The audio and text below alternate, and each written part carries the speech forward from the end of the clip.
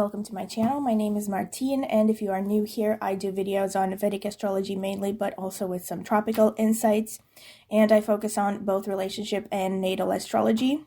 And if you like this video and you would like to see more content from me, don't forget to like the video, subscribe to my channel. Also consider clicking the notifications bell if you want to see when I will post a new video.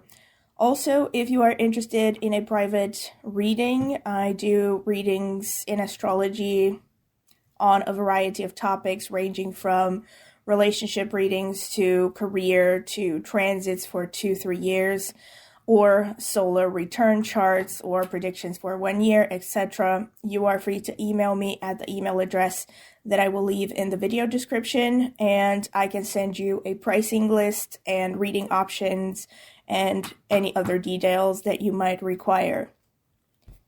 Also, I want to mention that I have started membership options on this channel, and the short of it, just to give you the short perks that you will get if you choose to join the membership section, you will get 1 extra video per month for each membership stage or tier.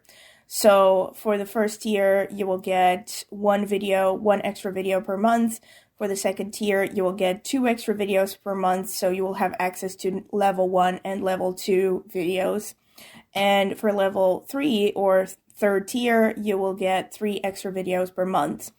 The level 1 and level 3 videos are going to be on a variety of topics, so basically anything related to astrology, but it will be content that is not shown on my regular usual videos, right? So this is members only exclusive content, and it can range from, tips and tricks on how to read a horoscope to, I haven't done this yet, but I plan on doing maybe members only astrological synastry for famous couples, for instance, or the analysis of famous people's horoscopes, but then I can also get into divisional charts, etc., etc. So all kinds of things.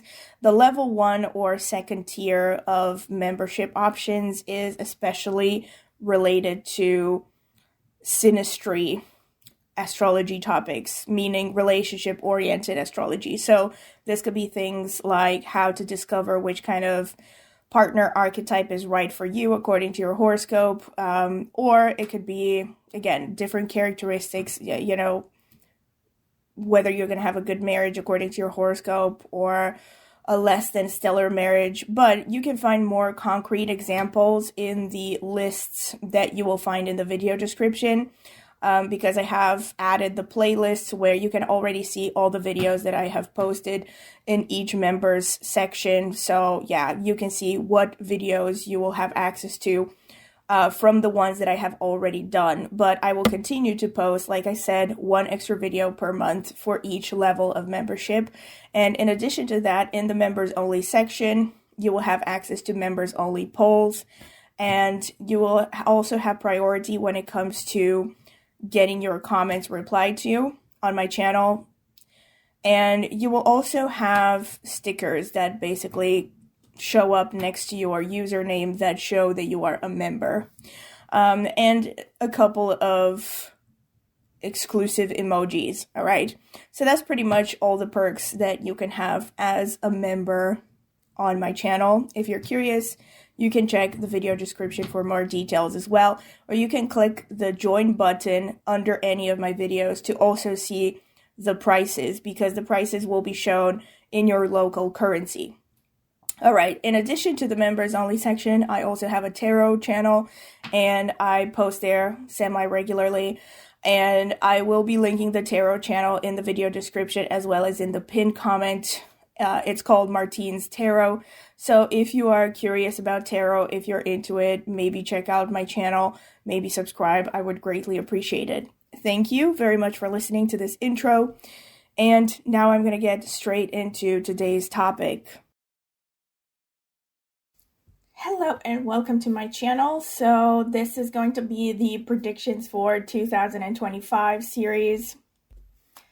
I know that I should have started a while ago, and for a bit I was kind of hovering back and forth between should I still do this series, should I not do it? Those of you who have been watching my channel for a few years, you probably remember that I have done these predictions for, the year in question, like yearly predictions, a way back. I think I started with 2021 maybe.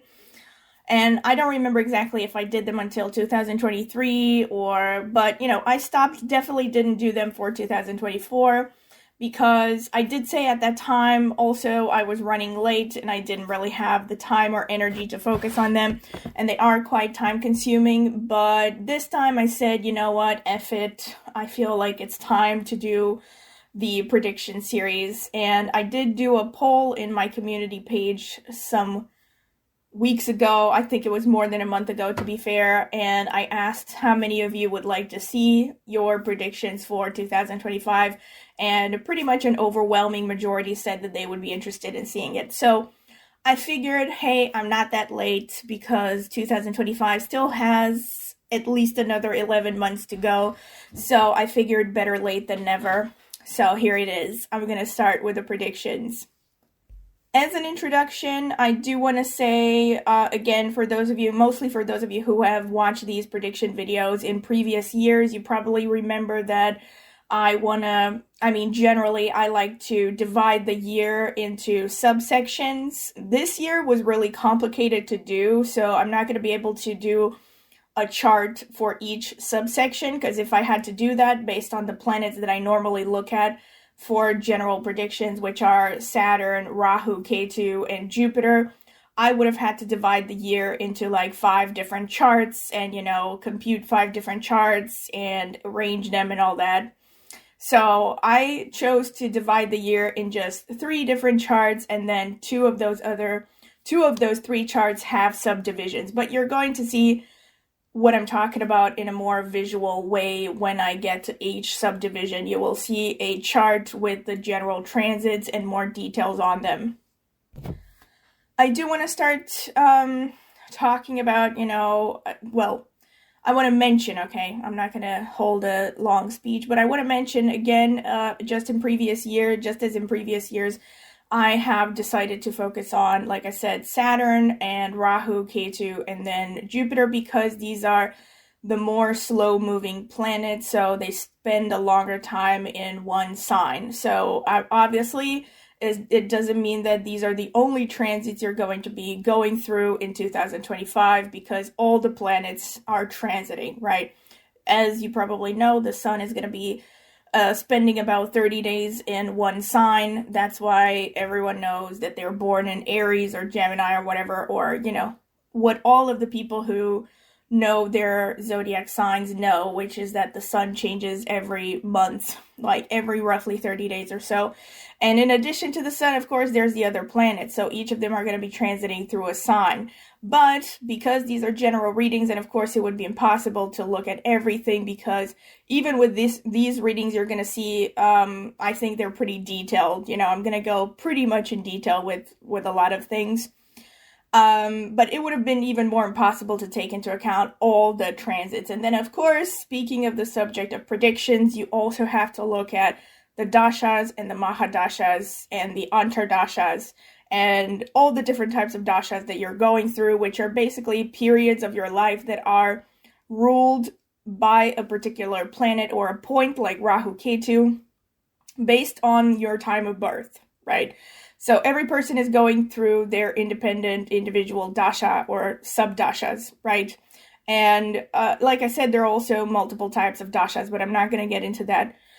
Those of you who come from Vedic astrology, and again, those of you who have been watching my videos for a long time, you probably know exactly what I'm talking about. The rest of you, I do recommend that you also do a little bit of research, and you can also find some videos on my channel where I do briefly mention dashas and antardashas, although I don't think I've ever done a video that where I specifically focused on how to read dashas and antardashas. I don't know, maybe I should look into that. If you're interested, comment in the comment section. But this was the introduction. Another part of the introduction, actually, that I want to mention before I get into it is that you're going to see this on the charts that I have drawn, basically. that I have marked the aspects of the main planets, but I just want to remind you, just in case you have forgotten. Again, those of you who have watched my channel for a long time, you probably know this already, but as a recap, if you're looking at Saturn, according to Vedic astrology, Saturn has so-called special aspects. In fact, multiple planets in Vedic astrology have special aspects or one-sided aspects. So Saturn aspects the 3rd, the 7th, and the 10th houses from where it sits.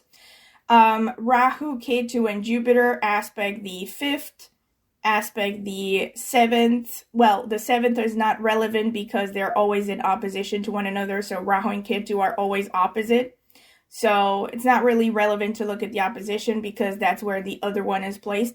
But Rahu and Ketu are aspecting the 5th, the 1st, the 5th, and the 9th placements from where they are sitting. Also, of course, I didn't mention this, but of course they're aspecting and they're influencing the houses that they're actually sitting on, not just the aspects. The houses they're sitting on are the most powerfully impacted, but they also cast single-sided aspects. So yes, Rahu and Ketu are always in opposition. So that means if you have Rahu in the 1st house, Ketu will be transiting in the 7th house, right? Because they're always opposite one another. That's why on the charts that you're going to see, I have not even marked Ketu on the horoscope because it's understood that, Ketu is in opposition to Rahu. And I might mention Ketu in the readings a little bit, but mostly I'm going to be focusing on Rahu. Another mention that I think is quite important is the fact that I have written down on the charts that I have drawn, I have written down the time intervals when these transits are going to be active. However, these time intervals, they are general. So bear in mind that the dates of the transits can vary by a few days depending on your location. So in order to know exactly when, let's say, Saturn is going to hit your 11th house, if you have Ascendant in Taurus, you have to actually compute your chart and do a transits calculation based on your actual physical location to know exactly the day and the minute when, it's going to switch from Aquarius to Pisces, just to give you an example. But the dates that I have chosen are, pretty accurate. Give or take, 1 to 3 days, I would say tops, right? This is another mention. So, aside from this, I'm going to get straight into it.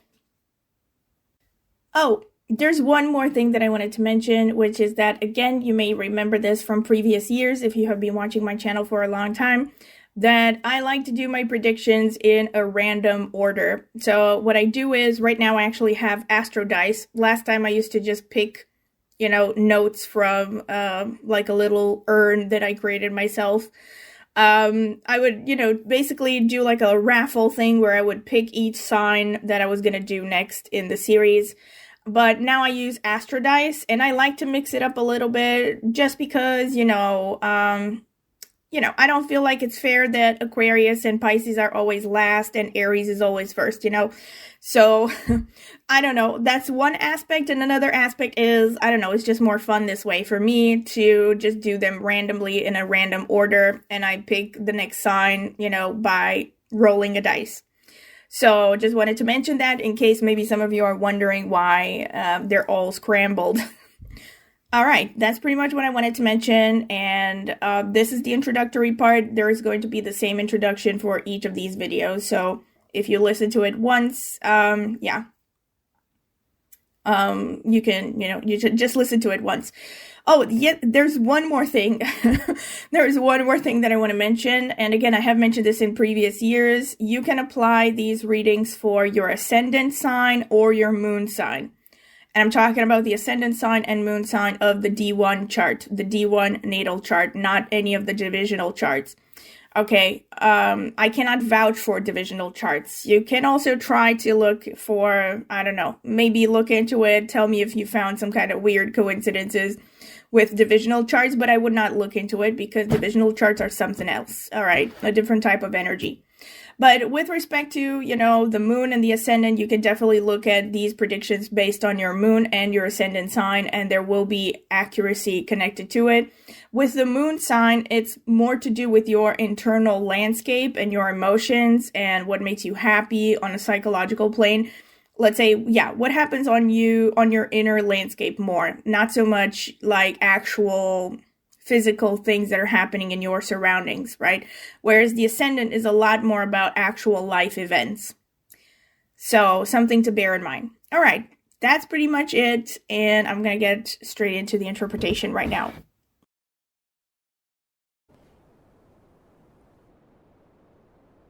Aries, welcome to your predictions for 2025. So as usual, I'm going to start with the first part, the chart 1 phase, which is going to be from around January 1st until March 26, 2025. And it's characterized by Saturn still being in Aquarius, Rahu going into Pisces, and Jupiter being in Taurus. So this period is a continuation of the previous few months, the same placements, which puts Saturn into your 11th house, Rahu in your 12th, Jupiter in your 2nd house, and also Ketu in the 6th house because Ketu is always opposite Rahu. So what are the main themes for this period? Saturn going into the 11th house, this is showing that while, also with Jupiter in the 2nd, so while this is a good time for you, financially, in the sense that you might be getting more job opportunities than usual, the income is probably going to be steady. If you are looking for work or business, this is definitely going to be a time, like I said, when you are going to have more opportunities than usual. You will find it easier than usual to put savings aside. So usually that means more money than you would normally make. Aside from that, Jupiter going through the 2nd house, this also shows an increase in appetite. So you need to be careful not to put on weight because you will tend to be more self-indulgent than usual. When it comes to the speech, this also can show that people will tend to trust you more during this time because Jupiter is the great benefic. It's also the planet of teaching and mentoring. So if you're looking to get work in any kind of teaching, mentoring, counseling position, you're definitely going to be favored during this time. Also, financially, like I was going to say, Saturn going through the 11th house, it does show that while you're going to have a pretty steady stream of income, this is also not the time to be reckless or to splurge, on silly spending, because Saturn in the 11th also kind of puts a damper on your income, especially the income that is coming directly as a result of your career or of your professional life. Also, Saturn in the 11th house shows that during this time, you might find it harder to socialize. You might be confined to just socializing for the sake of formality, meaning, let's say you would have to socialize more with people from work, or people you want to do business with, basically just networking mostly. But you might find that friendships might be cold. You might feel a little bit lonelier than usual during this time. And also, if you have an older sibling, relationship with the older sibling could be a little bit strained or distant during this time. And something negative might be happening, but usually something connected to coldness emotionally, like more of a distance, whether it's physical or emotional. And during this time, your friendships have probably been put to test and are going to continue to be put to test until pretty much the end of March 2025, in the sense that, Saturn does not like anything frivolous, which means that anything it touches is going to be thoroughly analyzed and, basically it's going to be removed unless it is proven to be true, authentic, and worth your time in the long run. So if you've had friends in your life that were superficial, that, were not there for you in case of an emergency, unreliable in some way, those friendships are usually going to they're going to fall by the bandwagon, And it's not going to be a huge loss, let me put it like that, right? Because these are usually people that you're not going to be able to rely on when the going gets tough. That's why Saturn is going to remove anything that is not solid and thorough. Rahu going through the 12th house shows that you will have a strong wanderlust. There's also a strong desire to get in touch with spirituality, but especially you might have a more material view on spirituality, if that rings a bell in any way. Let's not also forget that Rahu is co-ruling the 11th house and it's going into the 12th house. So this could actually show that you might be getting in touch with friends abroad. If you have siblings living abroad, again, you could get in touch with them, especially older siblings. This could also show that you might be making friends while traveling to faraway places, or friends that you meet in any circumstance connected to the 12th house, like religion, places of isolation, hospitals, prisons, religious places of worship, and let's say what else? Also by the sea, any place that has to deal with the sea, and any kind of activity that involves the mind-body balance, like, I don't know, doing a seminar on sleeping, or Reiki, working with energies, things that are kind of subtle and have to deal with the subconscious a lot. You could also be meeting friends in, like I said, times or circumstances of confinement.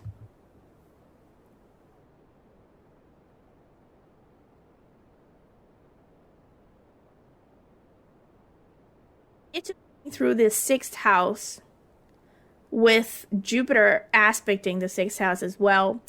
This does show that you're going to find it hard to focus on your day-to-day tasks. Ketu tends to show an energy of detachment, and if you are employed especially, you're going to really find it hard to focus on your job. Unless there are a lot of other influences in the horoscope that will say otherwise.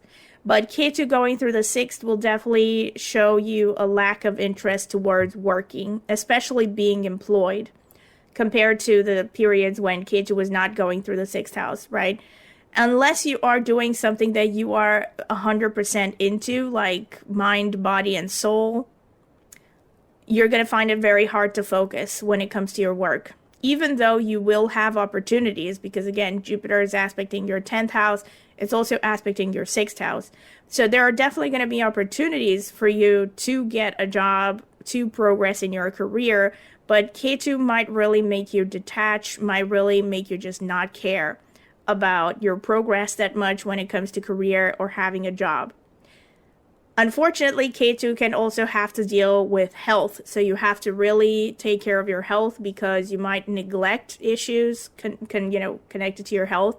And if you neglect them, of course, they could progress into worse situations, so this is not a time to be neglectful.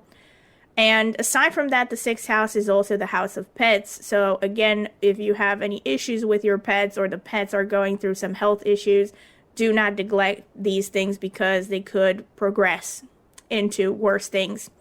And especially with Ketu, when you're talking about health problems, they could be showing all kinds of, so you might have to deal with issues that are hard to diagnose, things that are sort of, let's say, mysterious, for lack of a better word, things that are going to take a while to spot and to develop. So do not neglect anything, not even the smallest symptom of something that shows something is wrong, because like I said, it could get worse.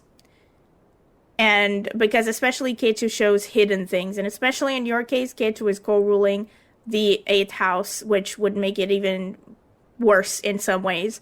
Also, be very careful when it comes to accidents. So don't take any unnecessary risks during this time, because 8th house does tend to show like sudden transformations, might even, increase the chances of surgery happening during this time.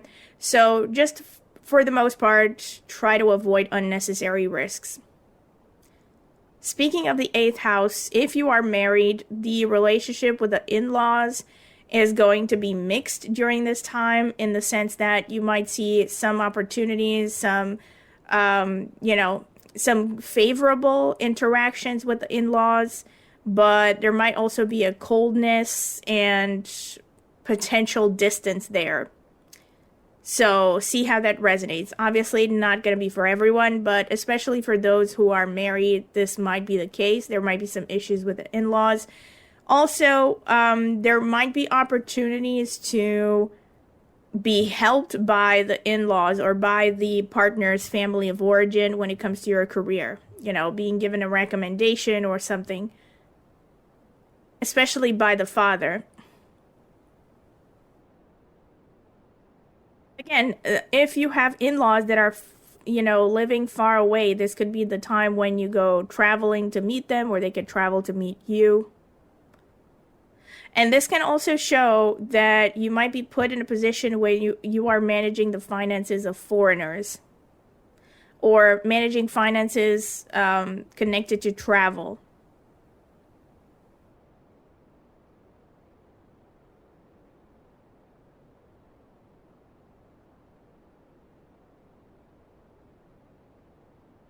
Be really careful, though, when it comes to loans. So for those of you who have taken loans, this might be, let me put it to you like this. If you have taken loans at some point and you have been diligent with paying them off, this is not going to affect you negatively. If you have lent money, or if you have maybe invested money in something like, the stocks, or I don't know, investment funds, all kinds of things like that, this might be a time when you're going to see a decent increase in your income. But on the other hand, if you're thinking about getting a loan during this time, you have to be extremely careful about what you're signing, what the fine print says, all of the details, because you don't want any surprises. There might be a chance that, some contract that you sign right now that has to deal with relying on other people's finances, even your in-laws' finances, but not just them, they might lead to some kind of losses in the future. So that's why you have to be really careful when you're dealing with financial contracts. Same thing if you're dealing with an insurance company or a bank.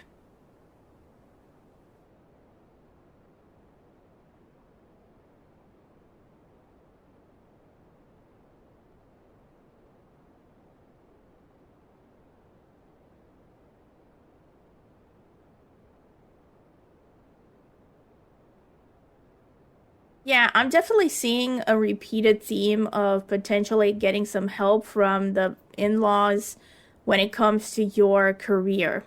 But again, this will have to deal with people who are married, or at least people who are in a relationship. Let me put it like that, because in-laws could be the family of your romantic partner, especially if this is a long-lasting relationship.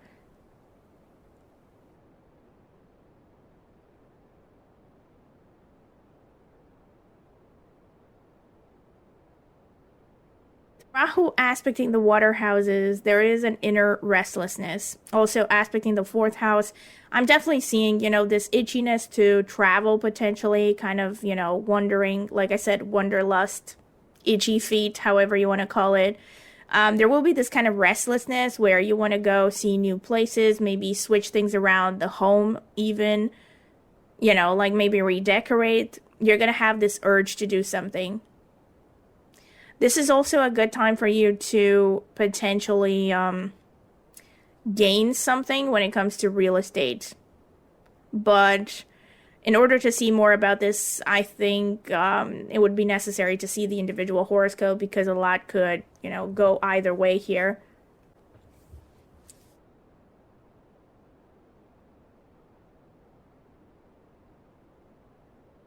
The positive side is that you might actually have a chance, and again, this is a repeated theme based on the aspects of getting a job you really like, or some kind of getting into a line of work that you really like.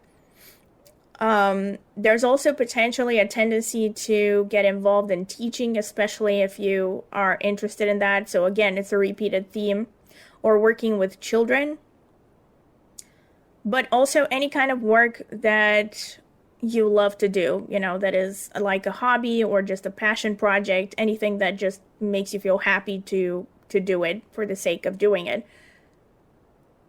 And you might find a career path during this time that is more authentic to you.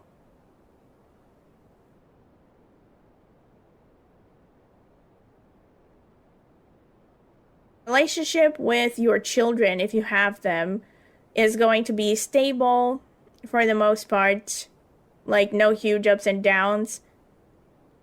Slow and steady progress when it comes to your children.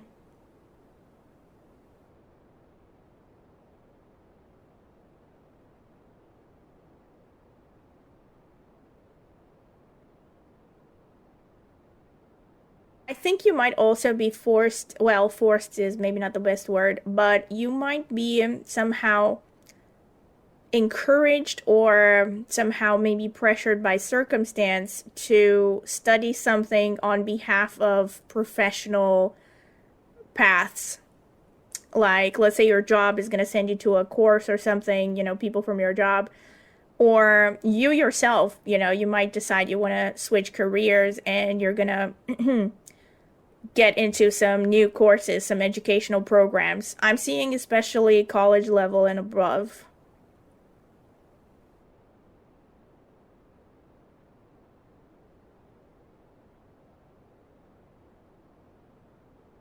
This maybe it's going to sound a bit random, but this is also a good time for you to study foreign languages or study anything that has to deal with hidden forms of knowledge that are taboo, including tarot, astrology, but not only. Could also be religious things, Wicca, psychology, or any activity that is connected to research is going to be really favorable for you at this time. So if you're struggling to get motivated to work and stuff like that, you really have to direct towards an area that you are naturally interested in.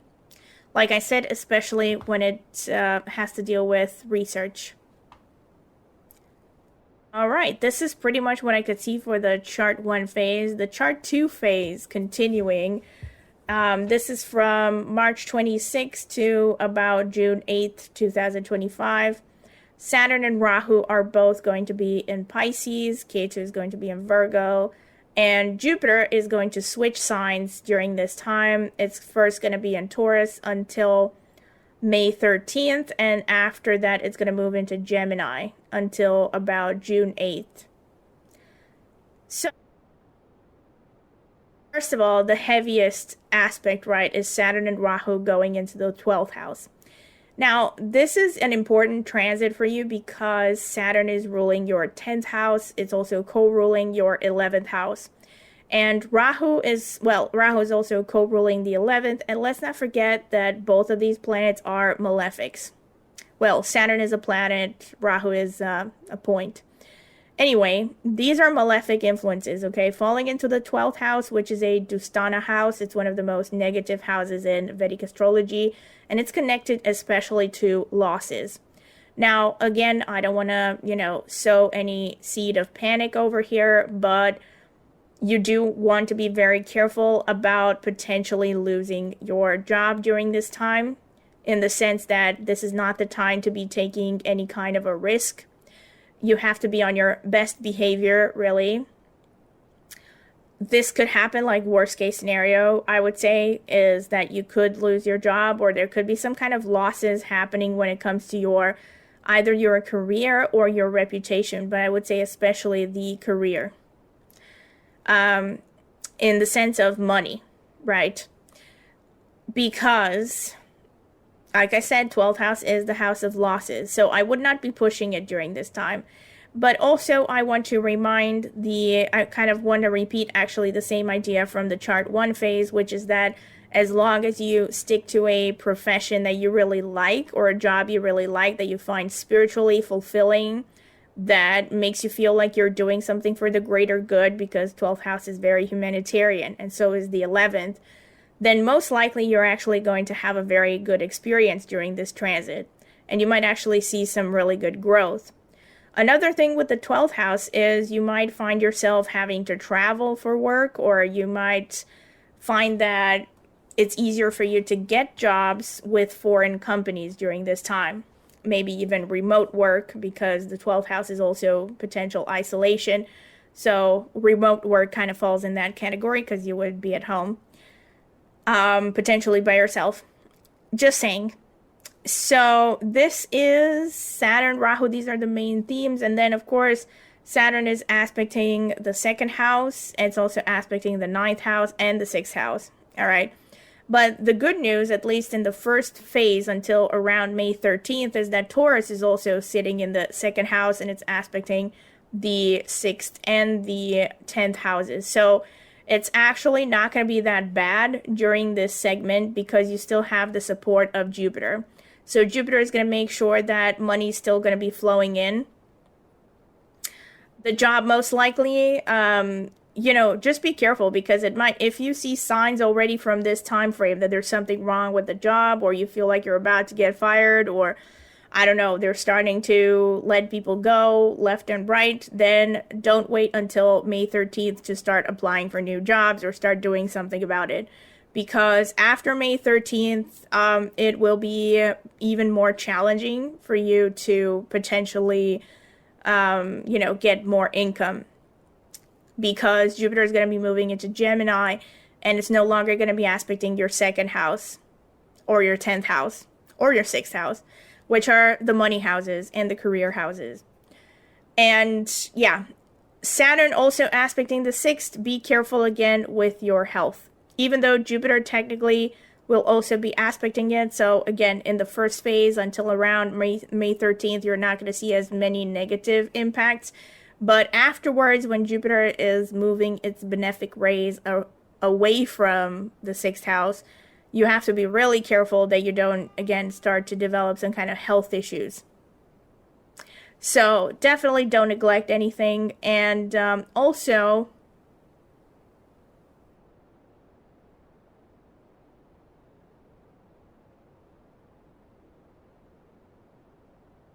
house, there might be and also with the second house during this time when Saturn is moving in Pisces, especially in the second phase when Jupiter is going to be in Gemini, you might see more of a tension happening with the family relations.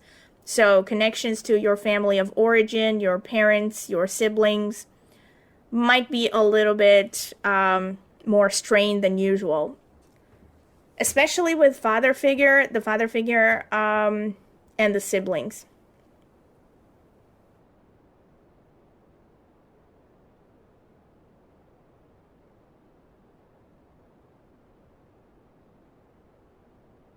Connections to the in-laws, again, are mostly going to be cooling down during this phase.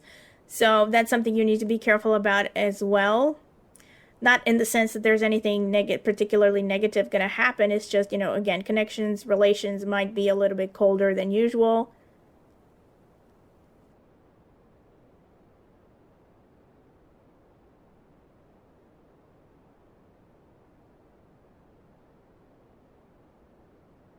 And everything that I said about Ketu and the 4th house is still standing. In the sense that when it comes to the 4th house, again, there might be that tendency to want to switch things up around the home, like redecorate. There is also a chance that you might be improving the home environment in some way, because there's the 11th house to 4th house connection. And this is going to sound very random, but you might have more of a desire or an opportunity to socialize with people from work at your home. You might want to bring people from work at home, or people that you potentially want to do business with. There might also be a bit of a colder connection to your mother or maternal figure as well. And cold connection can also mean like ups and downs. There might be like ups and downs in the relationship to either your in-laws or your mother. Saturn and Rahu getting into the 12th house, I have to kind of give fair warning about this, because it might negatively impact your travel experiences. So if you have to travel to faraway places, just, it's good to, again, with Saturn, you have to be as thorough as possible, because anytime you allow anything to chance, Saturn is going to punish you for it. So you have to, like for instance, I don't know, if you're traveling on safari, don't forget to get a flashlight or something. Just giving you examples, right? So think about absolutely anything that you might need on a travel. Be prepared. Think about plans B, C, D, E, always have a backup plan. Because with Saturn, there are chances of frustrations happening while traveling, delays, all kinds of things happening, right? So there could be all kinds of like small things. And also with Rahu being there, Rahu can be disruptive as well. So, unexpected situations, ups and downs, so on and so forth. So, again, I don't want to, sow the seed of doubt here, but it's good to prepare. So, it's good to, it's good to prepare. This is what I'm saying. Believe me, I know, because I've had similar transits. And also, you have Saturn aspecting the 9th house as well, which is another travel house. So yeah, as I was saying, I'm speaking from personal experience, because I had similar transits some years ago and I ignored them. And yeah, I did not have a good time traveling. I got sick during traveling. That's another thing you want to consider. Again, I'm not just telling you about what my experience was, but just think about anything that could go wrong during a travel and try to be prepared, So again, if you're thinking about health, don't forget to take pills or whatever you need with you, get a medical insurance and all that. Yeah. Okay, this is pretty much what I can see with the chart 2 phase. These are the main characteristics that are specific to it. So moving on to the chart 3 phase. This is when Saturn is going to be in Pisces, Rahu is in Aquarius. So Saturn and Rahu are switching places basically. Jupiter is going to start out being in Gemini from around June 8th until around October 13th, after which it will move into Cancer from around October 13th until the end of the year. So this whole period, the third chart, is from June 8th until the end of the year, 2025. Okay, so Rahu's moving into your 11th house. Saturn is still staying in the 12th house. So everything that I said with respect to career, with respect to travel, all the potential risks involved are still staying for this final phase. Because Saturn is still sitting there in your 12th house.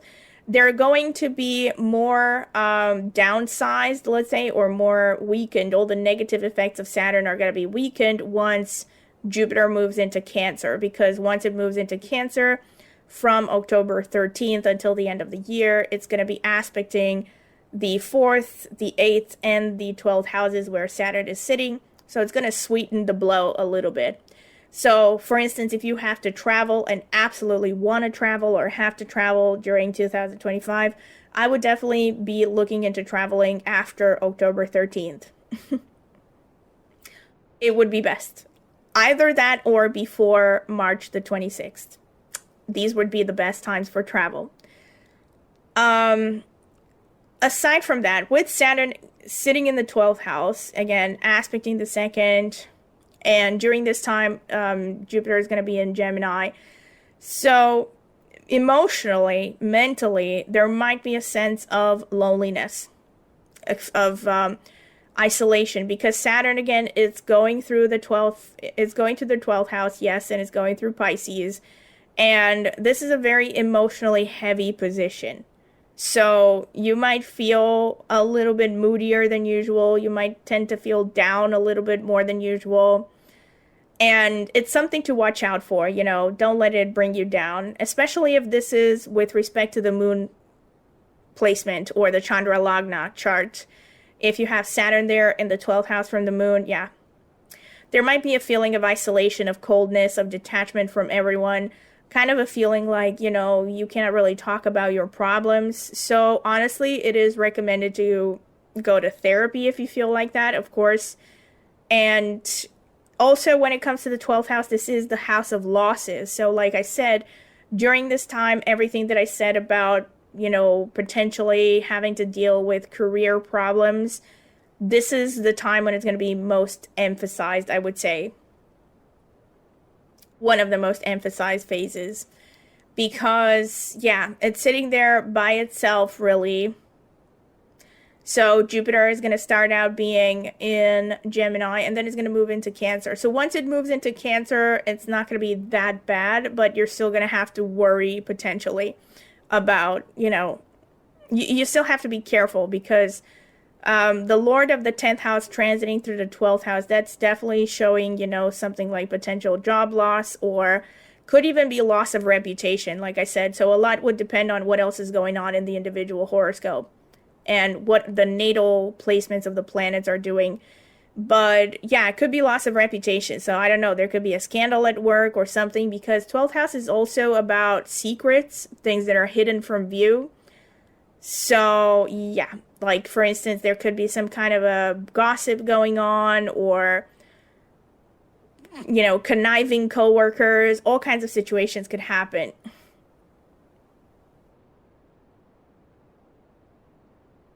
So the bottom line is, again, you just have to be careful about this and try to minimize any kind of risk when it comes to your career. Ketu going through the 5th house during this time is showing that you are really losing interest in anything to do with children.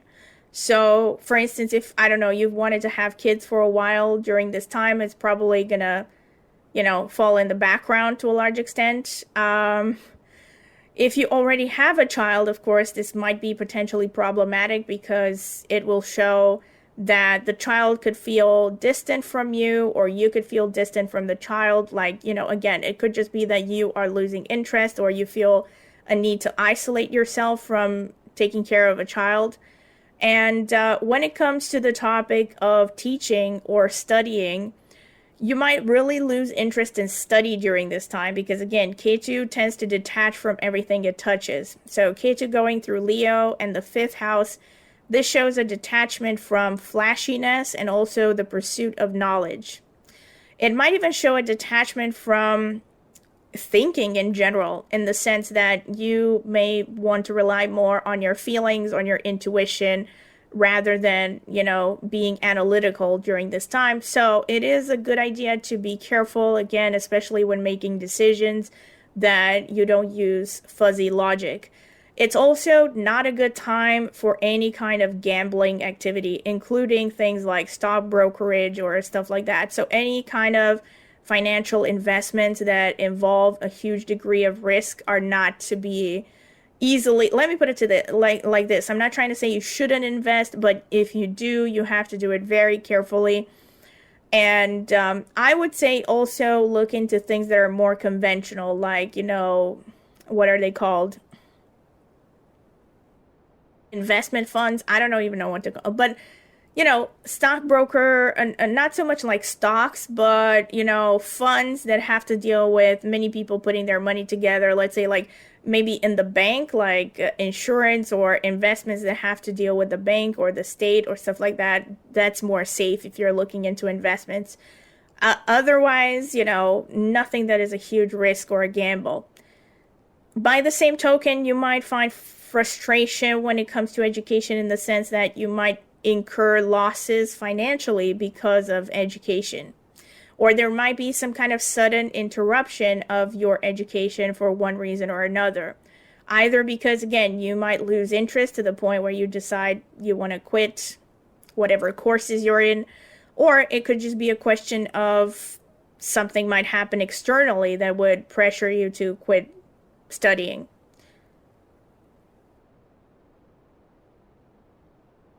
Let me see. Rahu going into the 11th during this time, aspecting the other houses, the 3rd, the 7th. During this time, you have to watch out when it comes to your relationship. So for the most part, this is not a negative aspect, unless there's a lot of negativity surrounding these houses or Rahu in your natal horoscope. It will tend to show that you will potentially increase your social circle. You will definitely have more opportunities and more interest in socializing in general. You could really be gaining from your connections during this time. The relationship with the elder sibling might be potentially fruitful during this time if you have one. Like, they might really help you out, let's say, and in increasing your gains, and maybe business wise, like getting more career opportunities. That could be a thing. Aside from that, if you have the opportunity to socialize with foreigners, you're really going to enjoy that. And again, you just might find that you are more drawn to people from a foreign background or that are somehow different from you in a significant way. You might build new friendships. When it comes to partnerships, there is a chance of potentially meeting someone, but it's a very slim aspect, to be honest. So it's not, I can't say that it's a huge thing, but it is significant still because you also have Jupiter, especially when Jupiter is in Gemini and when Rahu is going through Aquarius. This is a really good time for you to meet someone. So from around June 8th until October 13th, you could be meeting someone or getting into a long-term relationship, especially if there are also other personal planets that are being activated here by these transits, because the 7th house is being activated. So this will show, especially since Jupiter is the planet that rules, to a large extent, marriage, at least marriage from a traditional religious point of view. This is activating, like I said, it's activating the 7th house. So potentially, relationships, partnerships are really coming to the forefront. This can also show that you might get into a partnership-based business during this time if that's something that you have been interested in.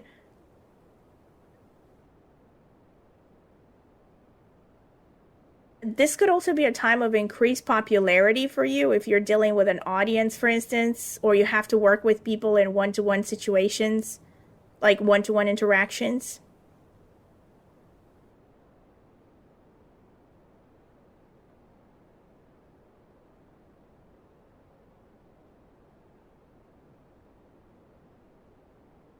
So when Jupiter is moving into Cancer, aspecting the 8th and the 12th houses, you're going to see an increase of your mood during this time. Jupiter is the great benefic, and the 4th house is connected to your general feeling of happiness, your mood.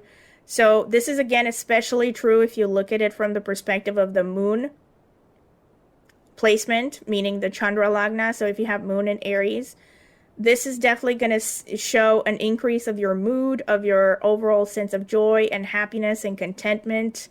This can also be a good time for you to improve your home somehow, maybe even move into a bigger place because Jupiter is expansion.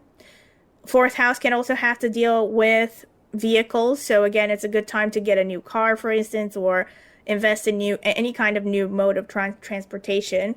Maybe like a new scooter or something, or an electric bike or something. And then it's also the relationship to the mother. So Jupiter, also let's not forget that Jupiter going into the 4th is also aspecting the 10th by 7th aspect. So this is going to be a good time of, having a good connection with your mother figure or your father figure. Or if your parents are not around for whatever reason, this can also show, being in contact with maternal or paternal figures that are going to have a positive influence on you. And also with respect to your career, you're going to be pretty protected as well because Jupiter is going to aspect the 10th house as well. So that's keeping in the steady income, also giving you a bit more luck in, having a good job, a good work environment, and potentially getting more respect and even getting promoted. Because it's also aspecting the 8th house, so from October 13th till the end of the year, this is definitely going to be a good time, more of a good time, let's say, for you to, let's say, take on loans. So if you're interested in taking on a loan, this would definitely be the time when you are more favored to do so.